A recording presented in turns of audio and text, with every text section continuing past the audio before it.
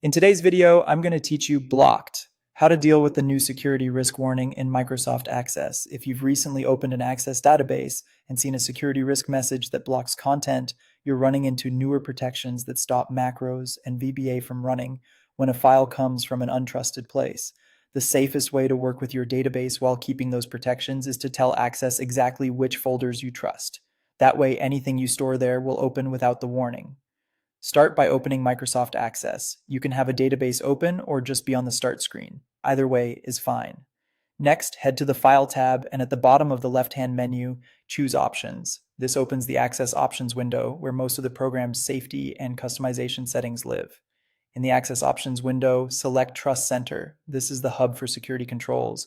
Then click the Trust Center settings button to open the detailed security panel. Don't worry, everything you're about to change targets only where Access is allowed to run active content, not how your databases behave.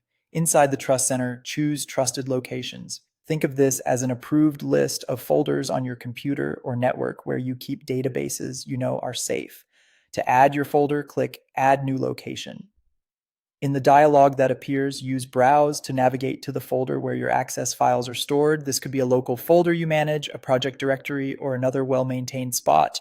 Avoid temporary places like downloads or email attachment folders because anything there might be risky. If you like, use the description field to note why you trust this folder, which helps later if you review your settings. If your databases are organized into subfolders, check the box labeled "Subfolders of this location are also trusted." That ensures Access doesn't warn you just because the file lives one level deeper in the same structure.